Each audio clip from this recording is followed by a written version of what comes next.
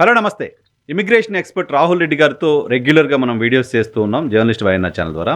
తాజాగా America India రిలేషన్స్కి సంబంధించి, వీసాలకు సంబంధించి, అలాగే అమెరికా అధ్యక్షుడు ట్రంప్ తీసుకుంటున్న నిర్ణయాలకు సంబంధించి మనం మాట్లాడదాం రాహుల్ రెడ్డి గారితో. రాహుల్ రెడ్డి గారు నమస్తే. నమస్కారం. బాగున్నాను సార్. చాలా అయిపోయింది, చాలా గ్యాప్ వచ్చింది ఈసారి సంక్రాంతి వల్ల. సో ఏంటి సార్, మళ్ళీ లేటెస్ట్ సెన్సేషన్ ఏదో విన్నాను, 75 దేశాలకు వీసాలు ఇవ్వకూడదనా, లేకపోతే 75 దేశాలపైన కండిషన్స్ ఇంకా ఎక్కువ ఇంపోజ్ చేసినట్టున్నారు. 75 దేశాల మీద వీసా బ్యాన్ అని ఇంపోజ్ చేసిండండి. వీసా బ్యాన్ అది ఎఫెక్టివ్ డేట్ January 21. ఈ రోజు రికార్డ్ చేసే రోజే ఎఫెక్టివ్ డేట్ అది. ఓకే, ఈ రోజు నుంచి అంటే ఏంటంటే వీళ్ళకి ఎవరికి కూడా గ్రీన్ కార్డ్స్ ఇవ్వరు. వాళ్ళు కాన్సులేట్ ప్రాసెస్, ఇప్పుడు ఎవరన్నా పెళ్లి చేసుకొని పెళ్ళాన్ని తీసుకురావాల్సుకున్న వాళ్ళు గ్రీన్ కార్డ్ అప్లై చేస్తే అక్కడి నుంచి వీసా ఇవ్వరు. ఓకే, గ్రీన్ కార్డ్ ఇవ్వరు. నాన్ ఇమిగ్రెంట్ వీసాస్ అంటే H1B కానివ్వండి, P2 కానివ్వండి, ఇవన్నీ కూడా చాలా రెస్ట్రిక్టివ్ ఇస్తారు. విజిటింగ్ వీసాస్ కూడా, H1B కూడా, ఇవన్నీ కూడా రెస్ట్రిక్టివ్ ఇస్తారు అన్నట్టు. ఇవ్వవచ్చు, కానీ స్పెషల్ కండిషన్స్ ఇవ్వాలి. తర్వాత వాళ్ళు వీసా ఉన్న వాళ్ళు కూడా ఎంటర్ అయ్యేటప్పుడు కూడా భూతద్దములు పెట్టి కిందికి పైకి చూసి పర్మిషన్ ఇవ్వచ్చు, ఇవ్వకపోవచ్చు. అచ్చా, మళ్ళీ యుఎస్ కి వచ్చిన తర్వాత వాళ్ళు ఎక్స్టెన్షన్ ఫైల్ చేసినా కూడా వాళ్ళన్ని భూతత్వంలో చూసి ఇవ్వవచ్చును, ఇవ్వకపోవచ్చును. సో ఆ దేశాలకి అంటే ఇప్పుడైతే లేదు. ఆ తర్వాత మళ్ళీ వీసా బ్యాన్ తీసేసినప్పుడు తీసేచ్చు. రైట్ నౌ అయితే ఇప్పుడైతే ఇవ్వరు, గ్రీన్ కార్డ్ ఇవ్వరు వాళ్ళకు. ఓకే, వీసా బ్యాన్ అనే ప్రకటన ఆ పర్టికులర్ దేశాలపైన పెట్టడం వెనక రీజన్ అక్కడ నుంచి వస్తున్న వాళ్ళని ఎక్కువ వడపోత చేయాలి. రైట్, అంతేనా? ఎందుకంటే అంటే ట్రంప్ ఉద్దేశం ఏంటంటే ఈ దేశం నుంచి వచ్చే వాళ్ళు వీసా అబ్యూజ్ అనేది చాలా చేస్తున్నారు. వాళ్ళు చేసే బెనిఫిట్ కన్నా వాళ్ళు చేసే మాకంటే నష్టం ఎక్కువ అని ట్రంప్ అడ్మినిస్ట్రేషన్ నిర్ణయం తీసుకుంది. So what kind of abuse sir? Abuse అంటే ఏంటి? అక్కడికి వచ్చిన తర్వాత వాళ్ళు చేసే నష్టం ఏంటి? సింపుల్ గా చెప్పాలంటే, ఇప్పుడు ఒక కంట్రీ నుంచి వస్తారండి, సొమాలియా నుంచి వస్తారు. సొమాలియా నుంచి వచ్చేయమంటారు, మా కాడ ప్రాసిక్యూషన్ జరుగుతుంది, ఆ కంట్రీ యొక్క ప్రెసిడెంట్ కానీ, ప్రైమ్ మినిస్టర్ కానీ, ఆ గవర్నమెంట్ కానీ ప్రాసిక్యూట్ చేస్తాని అని పొలిటికల్ అసైలం అప్లై చేస్తే 5 ఏళ్ల వర్క్ పర్మిట్ వస్తుంది. వాడిని అక్కడ ప్రాసిక్యూట్ చేసిన వాడే ప్రాసిక్యూటర్ అయి ఉన్నా కూడా ఆడ దాన్ని చెక్ చేసడానికి, వెరిఫికేషన్ చేసడానికి వీళ్ళ దగ్గర ఏం ఉండదు. పొలిటికల్ అసైలం ఉంది కాబట్టి దాని మీద వచ్చేస్తారు, ఏం చేస్తారు. తర్వాత కొందరు వచ్చి విజిటింగ్ వీసా వచ్చి అక్కడనే అబ్యూజ్ అయ్యి వెళ్ళిపోతారు, అంటే వేరే వీసా ఉండి ఇల్లీగల్ గా పనిచేసుకుంటారు.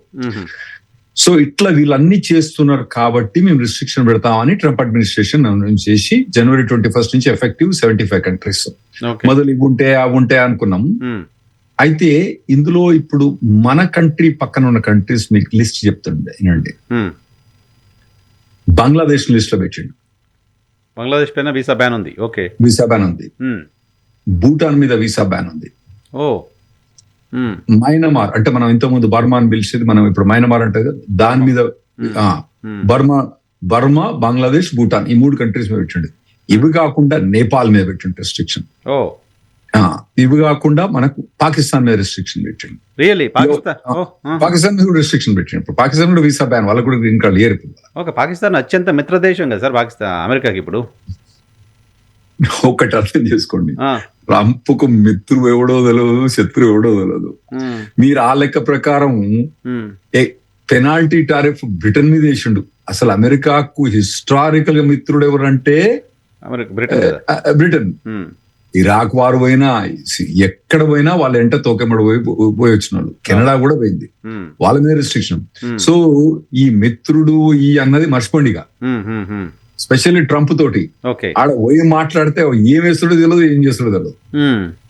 సో మిత్ర దేశం అన్నది మీరు వదిలేండి, పాకిస్తాన్ లిస్ట్ పెట్టేసి.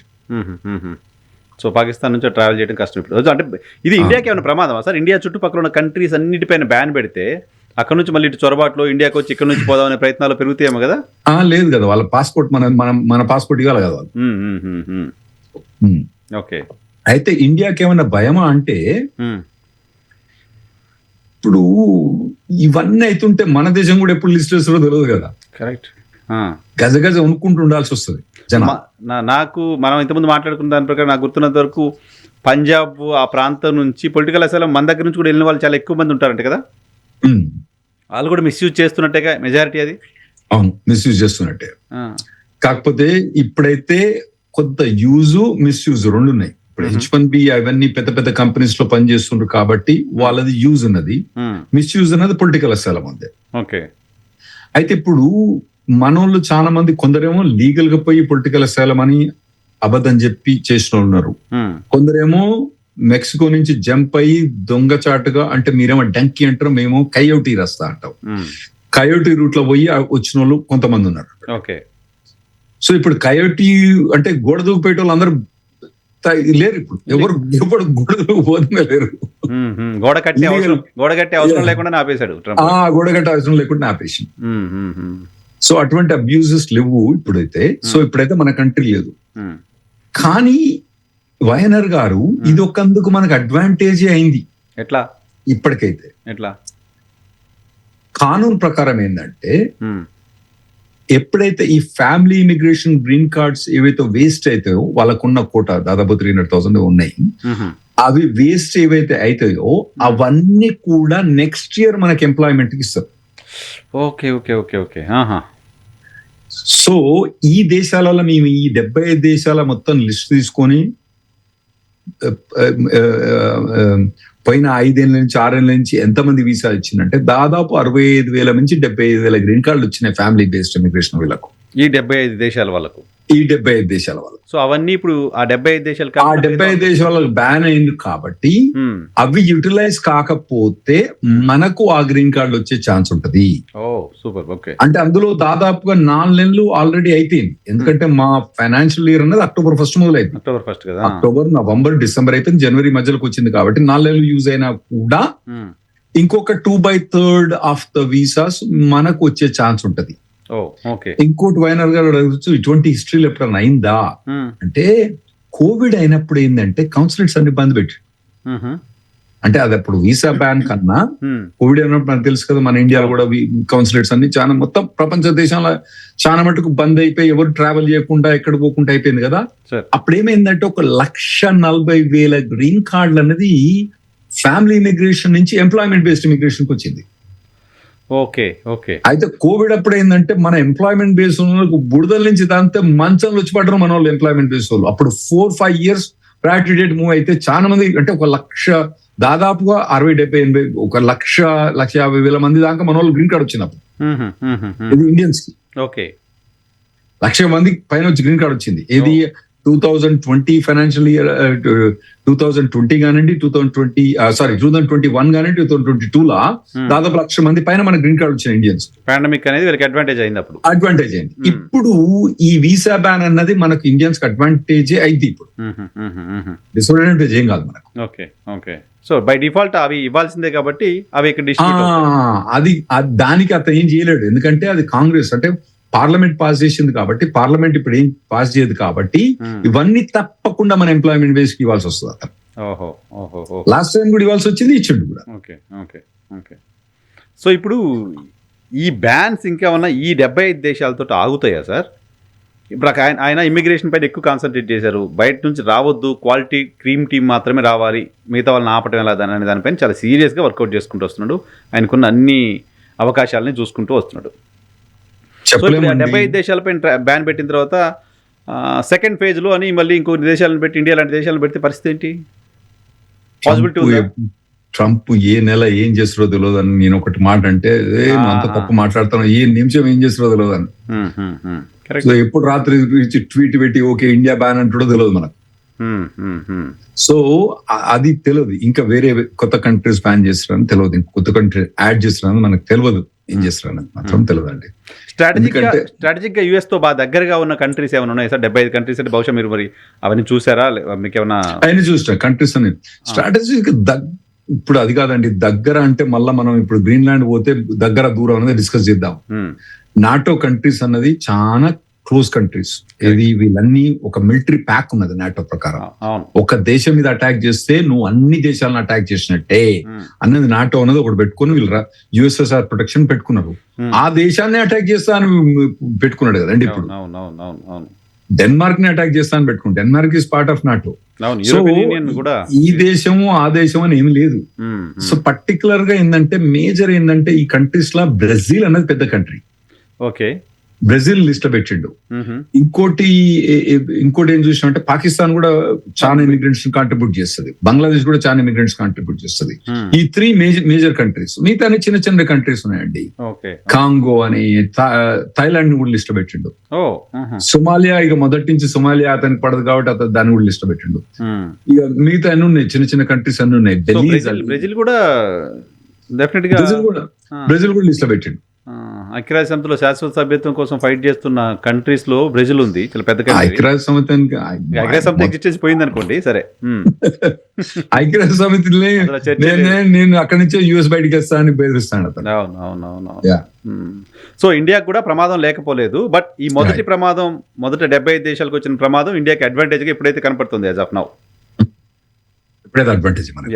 సరే, F1 వీసాలకు సంబంధించి F1 వీసాల పైన ఉన్న పిల్లలు రెస్టారెంట్స్ లో అక్కడ ఇక్కడ పనిచేస్తున్న వాళ్ళపైన రైట్స్ అవుతున్నాయి అంటే అమెరికన్ ఇమిగ్రేషన్ అధికారులు రైట్స్ చేస్తున్నారని విన్నా. అవునండి. ఇప్పుడు రైట్స్ మొదలైనాయండి. ఇప్పుడు పర్టికులర్ గా డిసెంబర్ మంత్ లో కానివ్వండి, నవంబర్ మంత్ లో కానీ ఎక్కడ టార్గెట్ చేసిండంటే మినిసోటా లో బాగా టార్గెట్ చేసిండ్రు. మినిసోటా, మినియాపోలిస్ అని ఆ ప్లేస్ లో బాగా టార్గెట్ చేసిండు. ఓకే. ఇప్పుడు కొత్త అమెరికన్ ఇమిగ్రేషన్ లాయర్స్ అసోసియేషన్ అని దాదాపు ఒక 15,000 మంది ఇమిగ్రేషన్ లాయర్స్ పెయిడ్ మెంబర్స్, వీళ్ళంతా పే చేసి మెంబర్షిప్ తీసుకోవాలి. నేను ఒకరిని 15,000 మంది నేను ఒకరిని. మాకు ఈ నోటిఫికేషన్ జారీ చేసింది ఏంటంటే కొత్తగా అటువంటి మినిసోటా లాంటి ఇప్పుడు కొత్తగా డల్లస్ కు, హ్యూస్టన్ కు పంపిస్తామంటుంది. హ్యూస్టన్ లో పెద్ద ఇండియన్ పాపులేషన్ లేకున్నా డల్లస్ లో మాత్రం ఎక్కువ ఇండియన్ పాపులేషన్ ఉంది. అప్పుడే ఆల్రెడీ ఐస్ కొన్ని రైడ్స్ అయినాయి ఇండియన్ రెస్టారెంట్స్ మీద అయినాయి, ఇంకా ముందు కూడా అయితే. వాళ్ళు టార్గెట్ చేస్తారు, వాళ్ళకి తెలుస్తుంది ఇండియన్ రెస్టారెంట్స్ ఎక్కడ ఉన్నాయి, ఎక్కడెక్కడ ఎవరు పనిచేస్తారని తెలుస్తుంది. టార్గెట్ చేస్తారు, చేసే అవకాశం ఉంది. నెక్స్ట్ 2-3 వీక్స్ లో మనకి తెలుస్తుంది అన్నట్టు ఎక్కడైతే అన్నది. ఇది మంచి సోర్స్ ఇన్ఫర్మేషన్ తోటి వచ్చింది మాకు. అంటే అమెరికన్ ఇమిగ్రేషన్ లాయర్స్ ఉట్టిగానే నోటిఫికేషన్ ఇష్యూ చేయదు, మాకు మా అసోసియేషన్ ఇష్యూ చేసింది నోటిఫికేషన్. మీకు దేనికోసం, ఫర్ వాట్? అంటే మీ association American immigration association lawyer member కదా నేను, మిగతా అందరు ఇమిగ్రేషన్ లాయర్స్ కూడా అందరు కూడా దాదాపు 99% మెంబర్స్ కాబట్టి మాకు నోటిఫికేషన్, మాకు నాలెడ్జ్ ఉండాలి కదా, ఏది వస్తుంది ఏది పోతుంది అనేది తెలియదు కదా. ఓహో, ఓకే. సో పర్పస్ ఏంటి అనేది చెప్తారా సార్? అంటే ఆ రైట్స్ ఎందుకు చేయబోతున్నాం అనేది ఏమన్నా చెప్తారా మీకు? పర్పస్ వాళ్ళు పర్పస్ అంటే వాళ్ళు ఇమిగ్రేషన్ మీద మ్యారేజ్ చేసిన అనుకోండి, మ్యారేజ్ వీసా ఫైల్ చేసిన అనుకోండి, వాళ్ళు 3 గంటలకు వచ్చి తలుపు నాక్ చేస్తారు. పెళ్ళామ్మ కూడా ఇంట్లో ఉన్నారా లేరా, ఎందుకంటే 3 గంటల పెట్టిపోతారు, వార్ల అన్నీ అయిపోయింది, ఇంట్లో కూర్చోవాలి కదా, అదొకటి చెక్ చేస్తారు. మ్యారేజ్ అన్నది చెక్ చేస్తారు. తర్వాత వేరే టైంలో కూడా పోయి 10 o'clock వేరే టైంలో కూడా పోయి పక్కన వాళ్ళు అడుగుతారు, మరి వీళ్ళు పెళ్ళామ్మ కూడా తెలవాలి కదా, ఎందుకంటే మ్యారేజ్ అన్నది సీక్రెట్ అఫేర్ కాదు. గర్ల్ ఫ్రెండ్ ఉండొచ్చు మీకు సీక్రెట్ గా, మీకు పెళ్ళై మీరు ఇంకోళ్ళతో కనెక్షన్ సీక్రెట్ ఉండొచ్చు, కానీ పెళ్ళాం అన్నది సీక్రెట్ అఫేర్ కాదు. అవి అన్నది క్లియర్ గా ఉండాలి కాబట్టి అవన్నీ వాళ్ళు ఎంక్వైరీ చేస్తారు. అదొకటి. ఇంకోటి F1 మీద వీసా మీద వచ్చిండు అనుకోండి, అతను కాలేజ్కి పోతుండా. ఎందుకంటే కొందరు ఏంటంటే దాదాపుగా 1,00,000 మంది స్టూడెంట్స్ అసలు కాలేజ్కే పోరండి. F1 తీసుకొని ఆ యూనివర్సిటీస్కే పోరు, వాటిని Day 1 CPT యూనివర్సిటీస్ అంటాం అన్నట్టు. సో వాటి మీద ఎంక్వైరీ చేస్తారు. ఇంకోటి ఓపీటీ తీసుకున్నప్పుడు అతని జాబ్ అన్న చేయాలి లేదా ట్రైనింగ్ అని చేయాలి. ఇతను జాబ్ చేస్తుంటా, ట్రైనింగ్ చేస్తుంటా, లేదా ఇంట్లో కూర్చొని మంచిగా కూర్చొని తింటాండా, వేరే దగ్గర పని చేస్తాంట, అది ఎంక్వైరీ చేస్తారు. స్టెమ్ ఎక్స్టెన్షన్ అప్పుడు పని చేయాలి, శాలరీ రావాలి. ఇవన్నీ కూడా ఇన్స్పెక్ట్ చేయరండి, ప్రతి స్టెప్ చేయరు. ఆడ వచ్చి మీ ఎంప్లాయర్ పేరు ఇస్తారు, వాడు రాసుకుంటాడు, అంతే. ఆడొచ్చి ఇన్స్పెక్ట్ చేయరు అన్నట్టు. ఇప్పుడు వాళ్ళు ఏమంటారంటే మేము వచ్చి ఇన్స్పెక్ట్ చేస్తాం ఫిజికల్ గా, ఎక్కడుంటే అక్కడికి వచ్చి. ఇప్పుడు ఎందుకంటే మీరు జాబ్, ఇప్పుడు ఎవరన్నా F1 స్టూడెంట్ మీరు తీసుకున్నారు అనుకోండి, మీ దగ్గర ట్రైనింగ్ ఇస్తుండ్రు, ఎక్కడ ERTVలో ట్రైనింగ్ ఇస్తుండ్రు, ERTVలో ట్రైనింగ్ వచ్చినప్పుడు వాళ్ళు వస్తారు. ERTVలో ఈ పర్టికులర్ రాహుల్ రెడ్డి ఉన్నాడా లేడా, ఉంటే ఒకవేళ లేడనుకోండి పక్కన వాళ్ళని అడుగుతారు, స్వరగారినో మిగతా వాళ్ళనో అడుగుతారు. ఏమడుగుతారు, అరే ఇక్కడ రాహుల్ రెడ్డి అని అతను పనిచేస్తుండా తెలిసిపోద్ది కదా, అటువంటి అన్ని ఎంక్వైరీ చేస్తున్నట్టు. సో అవన్నీ ఫీల్డ్ ఎంక్వైరీస్ అంటారు, ఫ్రాడ్ డిటెక్షన్ ఎంక్వైరీస్ అంటారు. ఆ ఫీల్డ్ ఎంక్వైరీస్ అన్నది ఓపీటీ కానివ్వండి, స్టెమ్ ఎక్స్టెన్షన్ అంటే H1B అన్నప్పుడు ఇతను అక్కడ జాబ్ చేయాలి, చేస్తుండా చేసలా, ఇవన్నీ ఎంక్వైరీ చేస్తున్నట్టు. ఈ మధ్యలో ఏమైందంటే ఒక లేడీ కాంగ్రెస్ మెన్ కొన్ని అనౌన్స్మెంట్ చేసింది, ఆమె ఏమన్నదంటే డల్లస్ లో 700,000 H1Bs లాస్ట్ ఇయర్ ఫైల్ చేసిందని ఒక అనౌన్స్మెంట్ చేసింది ఆమె. అది తప్పు ఇన్ఫర్మేషన్. ఎక్కడి నుంచి వచ్చిందో ఆమెకి information. First of all 700,000 H1C issue కాలే లాస్ట్ ఇయర్. అలా డల్లస్ నుంచి 700,000 ఆమెకి ఎక్కడి నుంచి వచ్చినాయి? 700,000 డల్లస్ ఇండియన్స్ H1Bs లేరు అక్కడ. ఈమె ఎట్లా ఇన్ఫర్మేషన్ చేసింది కానీ ఆ ఇన్ఫర్మేషన్ చేసి అది ఒక పెద్ద ప్రచారం చేసి మరి దాని వల్లనో మరి దేని వల్లనో మొత్తానికైతే డల్లస్ హ్యూస్టన్ టార్గెట్ చేస్తాను ప్రయత్నం చేస్తున్నారు వాళ్ళు. సో ఇప్పుడు H1 మీద ఎంక్వైరీ చేస్తారు. వచ్చి ఇతను ఇప్పుడు ఈ టీవీలో అయితే H1 మీద ఉండనుకోండి, 4 H1 మీద అనుకోండి, మీ కంపెనీ వచ్చి 4 H1 బిల్ ఎక్కడ పని చేస్తున్నారు, వాళ్ళకి జీతాలు ఎంత వస్తున్నాయి, వాళ్ళ సాలరీస్ ఉన్నాయా, వాళ్ళ పే స్టెప్స్ చూపెడతారా, మీకు సాలరీస్ వాళ్ళ బ్యాంక్ డిపాజిట్ లో పడుతున్నాయా, వాళ్ళు మళ్ళీ మీకు ఏమైనా వెనక డబ్బులు ఇస్తానరా, మీ సాలరీ పే చేస్తా, అవన్నీ ఎంక్వైరీ చేస్తాను అన్నట్టు. ఆ ఫీల్డ్ ఎంక్వైరీ అన్నది ఇప్పుడు ఇంక్రీజ్ చేస్తాను. అయితే లాస్ట్ టైం బడ్జెట్ పార్ట్స్ అయినప్పుడు వీళ్ళకు దాదాపుగా అన్లిమిటెడ్ బడ్జెట్ వచ్చిందండి. ఒక $40 బిలియన్ బడ్జెట్ వచ్చింది వీళ్ళకి ఇమిగ్రేషన్ ఎన్ఫోర్స్మెంట్ కు. సో ఇప్పుడు అవన్నీ వాళ్ళు వాడతారు. గ్రీన్ కార్డ్ అప్లై చేసినా కూడా, గ్రీన్ కార్డ్ అప్లై చేసినప్పుడు అదే జాబ్లు ఉండరా, అదే జాబ్ లేదా, గ్రీన్ కార్డ్ ఉన్నదా, ఆ పెండింగ్ స్టేటస్ ఉన్నప్పుడు వాటన్నిటి మీద కూడా వాళ్ళు ఎంక్వైరీ చేస్తారు. సో హూస్టన్ అండ్ డల్లాస్ లో ఇప్పుడు ఇది థ్రెట్ ఉంది, నడుస్తున్నాయి ఉంది. ఇప్పుడు నడుస్తాదని చెప్తలేదు. అంటే జరిగినాయి అవన్నీ రోజు జరుగుతూనే ఉన్నాయి. ఇప్పుడు ముందు జరిగేది మినియాపోలిస్ లో ఏం చేసిందంటే ఒక 3,000 మంది ఆఫీసర్లు వచ్చి మొత్తం ఎంక్వైరీ చేయడం మొదలు పెట్టారు అన్నట్టు. ఓకే, అంటే 3,000 మంది ఒక్కొక్కటి 10 ఎంక్వైరీ చేసిన అనుకోండి, రోజుకు ఎంత అవుతుంది? అంతే కదా, 30,000 ఎంక్వైరీ. అట్లా వాళ్ళు పోయి ఎంక్వైరీ చేసే ఛాన్స్ ఉంటుంది. అయితే ఇందులో ఏంటంటే వాళ్ళకి ఇంకా వేరే ఇన్ఫర్మేషన్, ఇదేంటంటే మన ఇండియన్ ప్రకారం చెప్పినా గానీ ఒక ఇండియన్సే కాకుండా వీళ్ళకు వేరే టార్గెట్ కూడా ఉంటారండి. కొందరు ఏంటంటే ఇల్లీగల్ గా పనిచేస్తారు. ఇప్పుడు వైఎన్ఆర్ గారికి ఆధార్ కార్డు ఉంటది, పాన్ కార్డు ఉంటది. వైఎన్ఆర్ గారు ఈహా టీవీ నుంచి పే చెక్ ఏదో వస్తా ఉంటది రెగ్యులర్. ఇప్పుడు ఏం చేస్తారంటే నా పిక్చర్ ఏం చేస్తారంటే తీసి వైఎన్ఆర్ గారు అని పెడతారు. పెట్టి ఆధార్ కార్డ్ పాన్ కార్డ్ తయారు చేస్తారు. నేను పోయి ఎక్కడనో ఎంప్లాయ్ ఎక్కడనో బ్యాంక్ లో పని చేసుకుంటాం, లేదా అంటే సెక్యూరిటీ గార్డ్ పని చేసుకుంటున్నాం, లేదా అంటే డీమార్ట్ లో పని చేసుకుంటున్నాం. అప్పుడు ఏమైంది, నాకు చెక్ ఎవరి పేరు మీద వస్తుంది? వైఎన్ఆర్ గారి పేరు మీద వస్తుంది. ఇన్కమ్ ట్యాక్స్ ఎవరు కడతారు? వైఎన్ఆర్. అక్కడ ప్రతి దానికి కొద్దిగా ఇన్కమ్ ట్యాక్స్ కట్ అయింది. ఇక్కడ నాకు ఎగ్జాక్ట్ తెలియదు కానీ ఆ ఇన్కమ్ ట్యాక్స్ అన్ని కూడా వైఎన్ఆర్.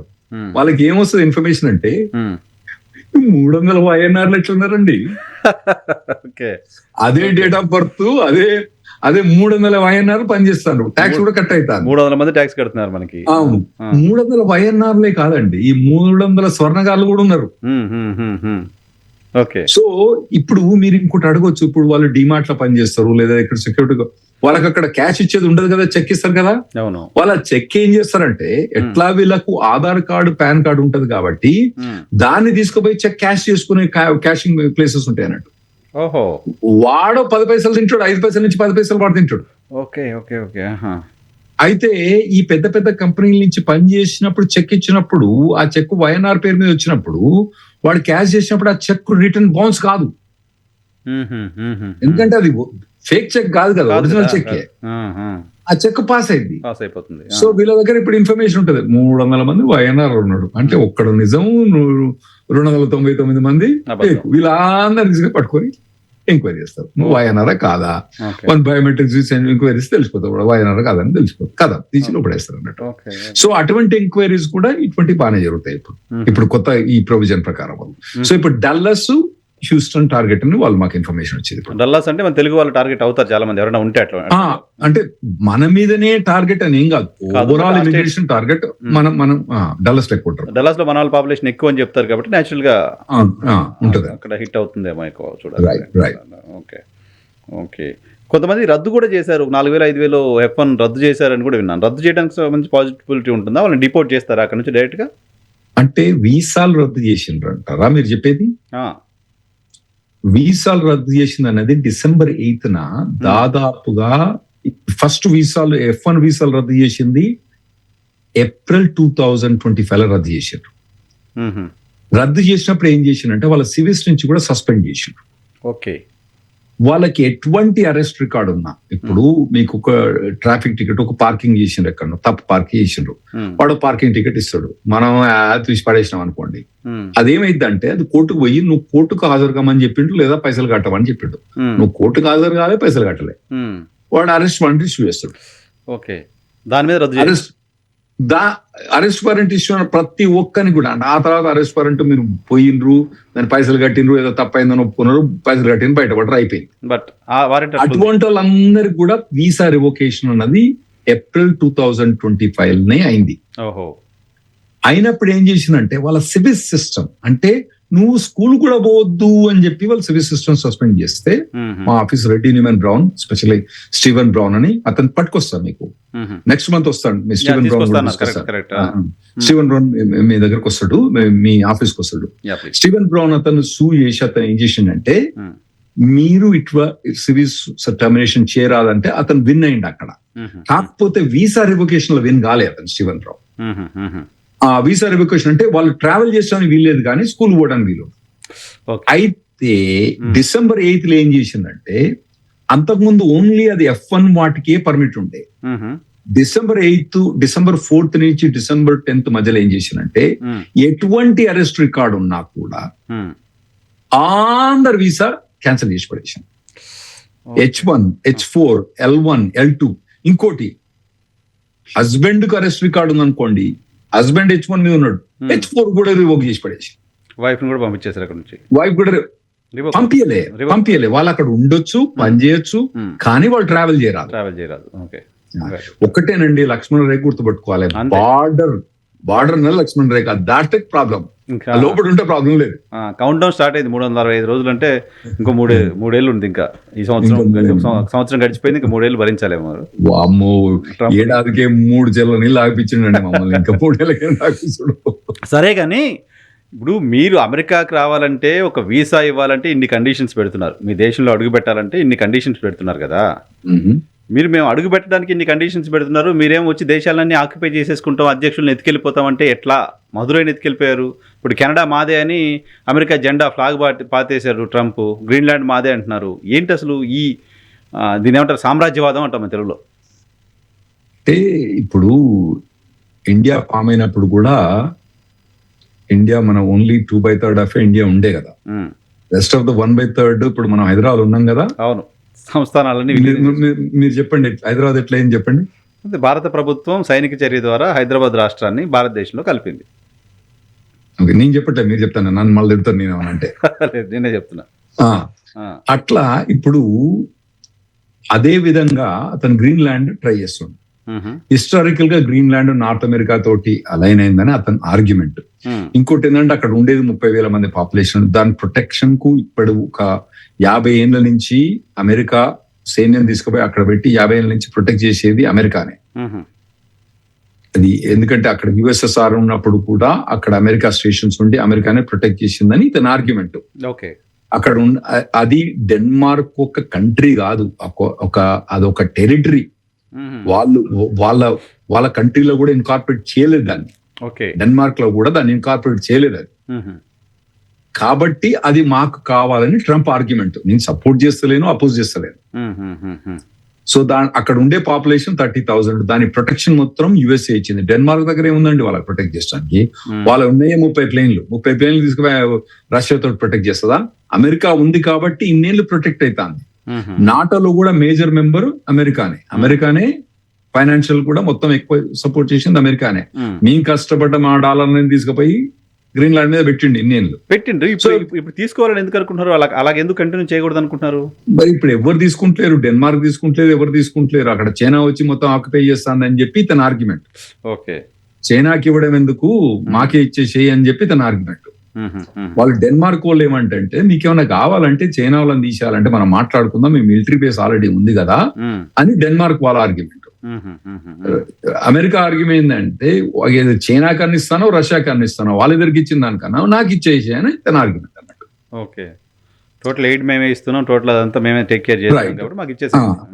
నా కెనడాకి వచ్చే మటుకు ఫస్ట్ ఏంటంటే, కెనడా మా రాష్ట్రం అని చెప్పి ఇతను మొదలు అనలేదు. వాళ్ళు ఏమంటారంటే, కెనడా వాళ్ళు ఏమంటారంటే, మా మీద టారిఫ్ తీసేయమంటాడు. అవును, టారిఫ్స్ వచ్చిన కొత్తలో టారిఫ్స్ చేసినప్పుడు ఆర్గ్యుమెంట్ వచ్చింది. అసలు ప్రెసిడెంట్ ఎలక్ట్ కాగానే ప్రమాణ స్వీకారం తీసుకోకముందే కెనడియన్ ప్రైమ్ మినిస్టర్ వచ్చి ఇతని చెప్పింది మీ మీద టారిఫ్ వేస్తా అని చెప్పాడు. అంటే మా గూడ్స్ అంటే మేము ఒక కప్పు కెనడాకి పంపిస్తేనేమో మాకు వాడు 50% టారిఫ్ వేస్తాడు. వాళ్ళు ఈ గ్లాసెస్ కనుక కెనడా నుంచి మా దగ్గర పంపిస్తే మేము టారిఫ్ వేస్తలేము. మేమేమన్నామంటే ఈ కప్పు మీ దగ్గర పంపించినప్పుడు మాకు టారిఫ్ వేయద్దు అంటే లేదు మేము బతకలేమంటారు. మరి నువ్వు బతకలేనప్పుడు మేము కూడా టారిఫ్ వేయాలి కదా, అద్దాలు మా దగ్గరకు వచ్చినప్పుడు మేము టారిఫ్ వేయాలి కదా అని ఇతను ఆర్గ్యుమెంట్. ఇంకో పని చెయ్యి, ఒకవేళ నువ్వు బతకలేవు కష్టం ఉన్నది అనుకో మా దాంట్లో జాయిన్ కా, వెల్కమ్. ఓకే, మా దాంట్లో జాయిన్ అయితే నీకు టారిఫ్ లేదు ఏం లేదు కదా. ఓకే, యుఎస్ఏ నువ్వు కూడా యుఎస్ఏ అనదర్ స్టేట్ ఉండిపోన్నారు. ఒక స్టేట్ కాదు 3 స్టేట్ 4 స్టేట్లు ఇద్దాం అని ఇతను ఆర్గ్యుమెంట్. మీకు అందరికి సిటిజన్షిప్ ఇస్తాం, ఓటింగ్ రైట్స్ ఉంటాయి, అన్ని ఉంటాయి, ఇచ్చేస్తాం, జాయిన్ కాండి. జాయిన్ అయితే టారిఫ్స్ ఉండవు, లేదా టారిఫ్ తీసే నువ్వు టారిఫ్ పెడతా నేను టారిఫ్ పెడతా. ఓకే, అది దాంతో ఏమైందంటే ఈ టారిఫ్ చేయబట్టి కెనడా ఎకానమీ మొత్తం డౌన్ అయిపోయిందండి. డౌన్ అయిపోయే మటుకు అది ఇంకా ఎంత డౌన్ అవుతుందో తెలియదు. రియల్ ఎస్టేట్ ప్రైసెస్ ఆల్రెడీ అక్కడ 30-40% డౌన్ అయిపోయింది. అవునా సార్? ఎంప్లాయ్మెంట్ డౌన్ అయిపోయింది అక్కడ వాళ్ళకు.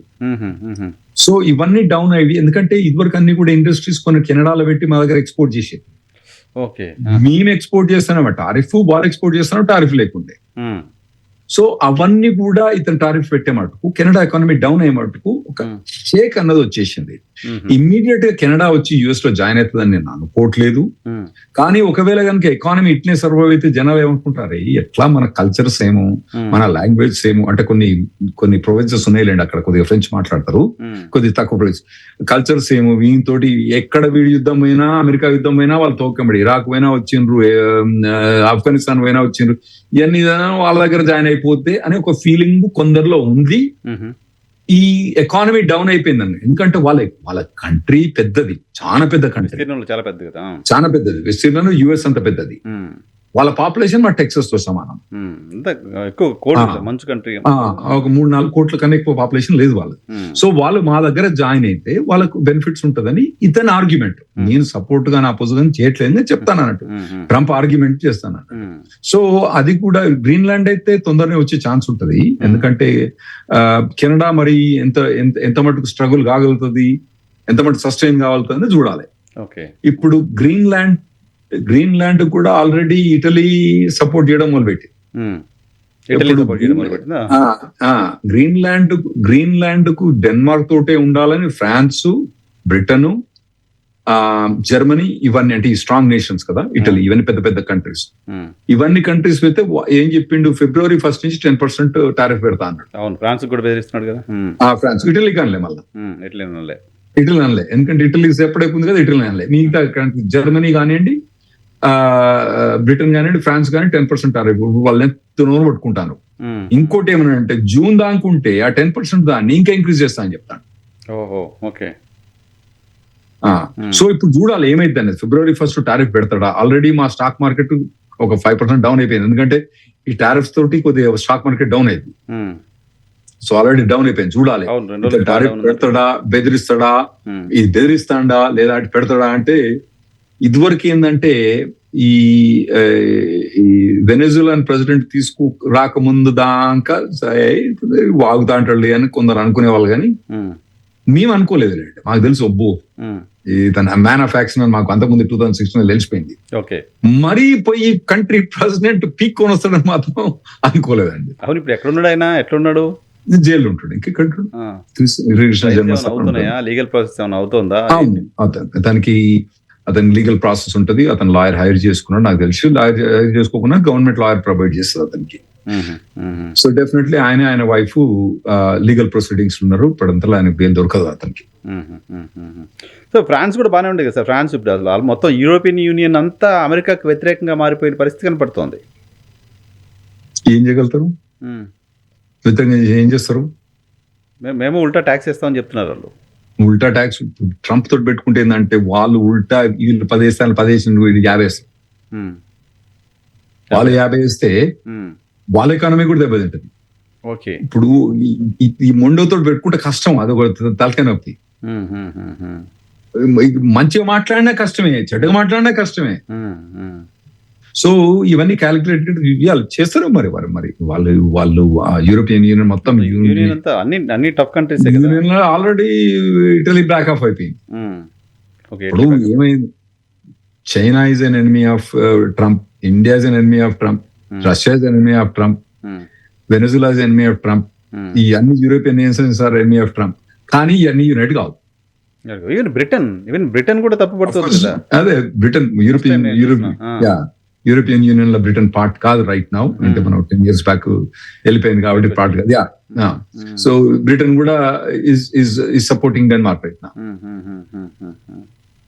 చూడాలి మరి ఏమైంది. ఒక్కటి మాత్రం అండి, ఈ 2026 స్టార్టెడ్ విత్ బ్యాంగ్.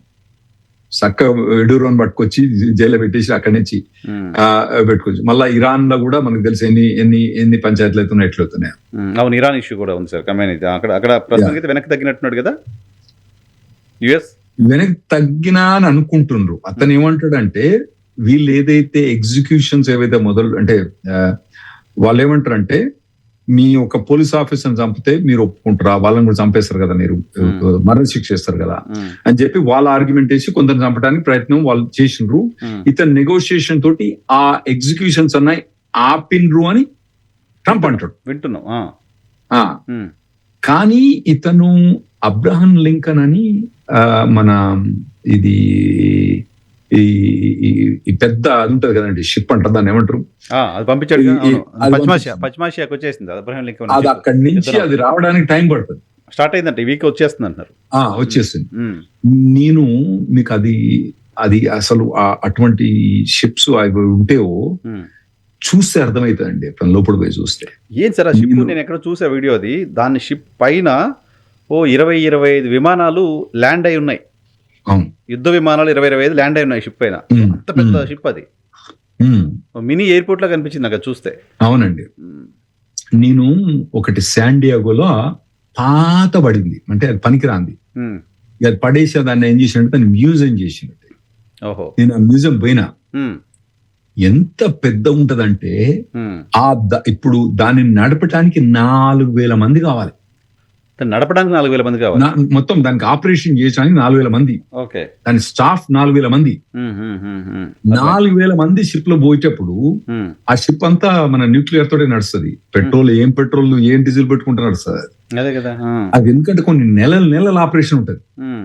వాటికి ఫుడ్ సప్లై అవన్నీ ఒక 2-3 గుడ్లు పోస్తే ఎంతమంది అండి, 3,000 మంది అంటే 4,000 మంది అంటే ఎన్ని గుడ్లు పోస్తే రోజు కోసేది కాదు కదా, ప్రతిరోజు అవన్నీ ఆ ఫుడ్ సప్లై అవన్నీ అసలు అమేజింగ్ అండి. హాస్పిటల్ ఉంటది, లోపల బంక్ బెడ్స్ ఉంటాయి. ఫ్లైట్ మీకు పైన ఒక ఫ్లైట్ డెక్ ఉంటది, కింద ఒక ఫ్లైట్ డెక్ ఉంటది, ఎన్నో డెక్లు ఉంటాయి అందులో. ప్రతి డెక్ లో మళ్ళా ఫ్లైట్స్ కింద నుంచి పైకి తీసుకురావడం ఎట్లా, ఎందుకంటే డెక్ నుంచి ఇంకోటి రావాలి కదా, అది అవును కదా. ఆ చిన్న వాటిలనే ఫ్లైట్ తీసుకోవాలి, మళ్ళీ వచ్చి ల్యాండ్ కావాలి. వాటికి కావాల్సిన staff, flight staff, helicopter staff, తర్వాత వాళ్ళకు మళ్ళా ఆ షిప్ తోటి కూడా, ఇప్పుడు అబ్రహం లింకన్ షిప్ తోటి కూడా ఒక 10-15 షిప్స్ ఎక్స్ట్రా ఉంటాయి అన్నట్టు. ప్రొటెక్షన్ గానీ, డెస్ట్రాయర్స్ కానీ, ఎందుకంటే ఏమైనా అటాక్ అయింది అనుకోండి, ఒక్క దెబ్బ తగిలింది అనుకోండి, పొట్టును లేచిపోద్ది. అవన్నీ ప్రొటెక్షన్ కు ఒక మొత్తం వార్ యూనిట్, ఒక బెటాలియన్ యూనిట్ అంతా కూడా మీకు అక్కడ పోతుంది. అందులో మీకు అన్ని sophistications, you have army, you have navy, you have everything in there. అవన్నీ కూడా సోఫిస్టికేషన్ పోయి అక్కడ పోయింది అనుకోండి. టామహాక్ క్రూజ్ మిసైల్స్ ఉన్నాయి అక్కడ, F-35 ఉండొచ్చు అందులో, దాంట్లో ఇప్పుడు F-16 ఉండొచ్చు, ఇవన్నీ ఉండొచ్చు. సో ఇవన్నీ అక్కడ పోయి ఆపరేట్. ఇప్పుడు అవన్నీ తీసుకొని ఇరాన్ పంపిస్తుండే అక్కడ. ఏది మన ఇంతకు ముందు ఆ తైవాన్ ప్రొటెక్షన్ కోసం పెట్టండి, అక్కడి నుంచి ఇటు పంపిస్తుంది. సో ఇప్పుడు ఎడూరోను అరెస్ట్ చేసే ముందు ఒకరోజు ముందు దాకా ఫోన్ తోటి మాట్లాడిన ట్రంప్, సరే నెగోషియేట్ చేద్దాం నెక్స్ట్ డే పట్టుకొచ్చేసాం, ఆయనతో మాట్లాడదాం. సో ఇరాన్ మీద, అంటే ఇరాన్ ను అంత ఈజీగా పోయి అక్కడ పోయి ప్రెసిడెంట్ అంటే ప్లగ్ చేసుకోవడానికి ఉండదు లేదు. కానీ నేను అనుకుంటాను, నాకేం తెలుసు వాళ్ళ ఇంటెలిజెన్స్ ఎంత మంచిగుందో, మనకేం తెలుసు. మనం ఎవరైనా కలగనరా అండి, వెనజులా ప్రెసిడెంట్ పోయి టక్కున పట్టుకొస్తాను. నేను అమెరికా మీద ఇది చేస్తా అది చేస్తా అని డింగా అన్ని పాటలు మాట్లాడిండు. తెల్లారు పోయి మనం తీసుకుపోయి అరెస్ట్ చేసి పట్టుకొచ్చింది. ఆ సెక్యూరిటీ గార్డు మన స్పీచ్ చెప్తాడు, స్పీచ్ కాదు చెప్తాడు, అది ఏందో సోనిక్ అట. ఆ సోనిక్ వాళ్ళకి ఏందో కానీ ఆ సౌండ్ వేవ్స్ తోటి, ఆ వేవ్స్ తోటి వాళ్ళకు చెవుల నుంచి రక్తాలు వచ్చి జనాలు ఉట్టిన పడి చచ్చిపోయినాడు. మరి ఏందో ఏం చేసిండో మనకు తెలియదు. సో వాళ్ళకి అమెరికాకున్న టెక్నాలజీ ఏందో మనకు తెలియదు. సో సో ఇప్పుడు ఇరాన్ మీద అటాక్ చేయడు అని చెప్పినంత మాత్రాన చేయడు అని చెప్పలేదు అతను. ఆగిపోయింది, ఆపినరు, అదేమీ లేదు. ఇప్పుడు ఏం ఎక్కువ మాట్లాడతలేదు దాని గురించి. మాట్లాడతలేనంత మాత్రం అది అటాక్ చేయడానికి రూల్ ఏం లేదు. ఏం చేస్తారో తెలియదు, చూడాలి. నెక్స్ట్ 2 weeks లో తెలిసిపోతుంది. చివరిగా ఏంటి మోదీ గురించి ఏంటి మూడేంటి, ట్రంప్ మూడేంటి? సార్ వచ్చి కలుస్తానని ఈయన అడిగారు అని చెప్పి మొన్న ఎక్కడో మాట్లాడినట్టు చూసా, వీడియో ఏదో పెట్టాడు కదా. Sir I want to see you అన్నాడు మోడీ అని చెప్తున్నాడు. ట్రంప్ అన్నాడనా? ట్రంపే ఏదో వీడియో పెట్టాడు, I want to see you sir అని మోడీ చెప్పారు అని చెప్తున్నాడు. మోదీ టైట్ లిప్ గాయ్, మంచిది, అది ఇండియాకు మంచిది. ఇతనితో దగ్గరున్నా కష్టమే, ఆపోజిట్ ఉన్నా కష్టమే, కలిసినా కష్టమే, కలవకపోయినా కష్టమే. సో కొద్దిగా కేర్ఫుల్ ఉండడం బెటర్. మోడీ గారు ఎప్పుడు ఏం మాట్లాడలేండి, చేసే పని చేస్తాడు, అనవసరంగా నోరైతే వాడేసుకో. ఎందుకంటే ఇతనితోటి వాగ్వివాదం దిగి నేను ఇది చేస్తా అది చేస్తా, నేను అమెరికాని ఇది చేస్తా అది చేస్తా అంటే కింద దూకుతాడు. కాదు సార్, అది కూడా అనిపించట్లేదు నాకు. ఇప్పుడు మోదీ పాకిస్తాన్ ఇండియా యుద్ధాన్ని మేమే ఆపామని 100 సార్లు ప్రకటన చేశాడు ట్రంప్. ఒక్కసారి కూడా ఆయన చేయలేదు మేమే ఆపామనే మాట అఫీషియల్ గా మోదీ దగ్గర నుంచి రాలా. ట్రంప్ను ఖండించలా మోడీ, ఒక్కసారి కూడా ఖండించలా. ఇక్కడ ఎంత పొలిటికల్ ప్రెజర్ ఉన్నా ఖండించలా.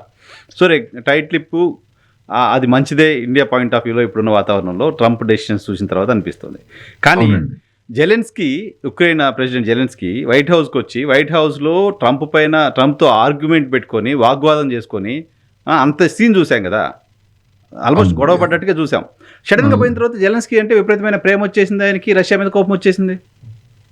అది ఏం లేదండి, ఇప్పుడు అది ఇప్పుడు మొత్తం ఆ టెరిటరీని ఏదైతే రష్యా ఆక్యుపై చేసిన టెరిటరీ ఉందో is ready to give up to Russia right now. అట్లా ప్రేమ అని ఏం లేదు. హీ వాంట్స్ కంప్లీట్ కంట్రోల్ అండి. Trump wants complete control over the things. ఎవడన్నా ఏమైనా చేసుకోండి, నాకు చెప్పి కంట్రోల్ చేయాలి. అది మెయిన్ ఇష్యూ. సో ఇప్పుడు దగ్గర ఉంటాడు, రేపు దగ్గర ఉంటాడు, చెప్పలేమండి, చెప్పలేము. టైట్ లిప్ ఉండడమే బెటర్. ఎందుకంటే అతను వైట్ హౌస్ ప్రెస్ మీటింగ్ లా ఇద్దరు జేడీ వ్యాన్స్, ట్రంప్ దుమారం రేపు తిట్టిపడేసింది వాళ్ళ అప్పుడు ఫస్ట్ మీటింగ్ లా. ఫస్ట్ ఏంటంటే అతను ఒక షర్ట్ వేసుకొని వచ్చిండు. ఇట్లా ఎప్పుడైనా ఒక ప్రెసిడెంట్ ఇంకో ప్రెసిడెంట్ కలిసినప్పుడు ఇట్లా ప్రొఫెషనల్ గా కోటు బూటు అన్ని వేసుకొని పోవాలి, ఎస్పెషల్లీ వెస్టర్న్ కంట్రీస్ లో. అంటే ఇప్పుడు మనం మోదీ గారు వేసుకుని అంటే మన కల్చర్ లేదు కాబట్టి కనీసం వెల్ డ్రెస్ అయిపోతాడు కదా. మోదీ గారు కూడా అతనికి ఉన్న డ్రెస్ లో మంచి డ్రెస్ వేసుకొని పోవాలి. ఇతనేదో టీ షర్ట్ గీ షర్ట్ వేసుకొని పోతే జేడీ వాన్స్ పట్టుకొని తిట్టిపడేసింది. నువ్వు ఏం డ్రెస్ వేసుకొని వచ్చినావు, ఎట్లా వచ్చినావు, ఇట్లా మంచి డ్రెస్ వేసుకొని రావచ్చు కదా అని. అక్కడి నుంచి మొదలైంది ఇక కొట్లాట. అంటే వాళ్ళు అంతకుముందు డిసైడ్ చేసుకున్నారు వాళ్ళు. సో ఎందుకైనా మంచిదే కన్జర్వేటివ్ ఉండి టైట్ లిప్ ఉండడం ట్రంప్ తోటే బెటరు. మోదీ గారు తెలుసులేండి ఆరతేరినతారు. అది అనవసరంగా మోదీ గారు అనవసరంగా నోరు బారేసుకోలేండి. ఓకే ఓకే ఓకే, మొత్తానికి ట్రంప్ కి నోబెల్ బహుమతి వచ్చింది. ఇప్పుడు అట్లా కాదండి, మీరు ఈబేలో పోయి కానీ ఒలింపిక్ మెడల్ కొనుక్కోవచ్చు. మీరు 2 తీర్ల కొనుక్కోవచ్చు, 2 తీర్ల ఒలింపిక్ మెడల్ కొనుక్కోవచ్చు. ఒకటి రెప్లికా కొనుక్కోవచ్చు, ఒకటి ఒరిజినల్ ఒలింపిక్ మెడల్ కూడా కొనుక్కోవచ్చు. కొందరు అమ్ముతారు. అవునా? అమ్ముతారు. అవి దాదాపుగా ఇప్పుడు అంటే కొద్దిగా నో నేమ్ బ్రాంజ్ గానీ సిల్వర్ గానీ కొనుక్కున్నాను అనుకోండి, గోల్డ్ మెడల్స్ కూడా ఉన్నాయండి. $30,000-50,000 నుంచి ఉన్నాయి. అంటే 40-50 లక్షల నుంచి ఉన్నాయి. గోల్డ్ మెడల్స్ కూడా అమ్ముతారు. ఎప్పటి నుంచో అచీవర్స్ అమ్ముతారు అని పైసలు వాళ్ళాడు అమ్ముకుంటాడు. ఇప్పుడు నాలాంటి వాడు కొన్నాడు అనుకోండి, మీలాంటి వాడు కొన్నాడు అనుకోండి, నాకు ఒలింపిక్ గోల్డ్ మెడల్ వచ్చింది ఉన్నదంటే మరి ఉంది, ఉండడు మాత్రం. కానీ అది వాళ్ళు ఇచ్చింది కాదు. ఇప్పుడు మన ఇండియా మన వరల్డ్ కప్ గెలిచింది కదా, ఏది మన T20 వరల్డ్ కప్. ఆ కప్ తీసుకొని పాకిస్తాన్ తీసుకుపోయా. గెలిచింది కానీ కప్పు తీసుకోలేదు మనం. కప్పు మనకు రాలేదు, కప్పు పాకిస్తాన్కే పోయింది. ఉమ్, అంటే కొన్ని మెడల్స్ కి ఏంటంటే ఆ మెడల్ ఇచ్చిన వాటికి పుచ్చుకున్న వాటికి వాళ్ళకు ఉంటది, ఆ పీస్ ఆఫ్ దానికి ఉండదు the value. Correct. It's a metal piece అది. ఆ మెటల్ పీస్ కు వాల్యూ అన్నది తక్కువ. ఆ ఓవరాల్ వాల్యూ మన పాకిస్తాన్ వాళ్ళు కనుక మన మెడల్ తీసుకుపోయినంత మాత్రాన మనకు వచ్చినట్టు. సో అట్లా ఏం కాదు అతనికి.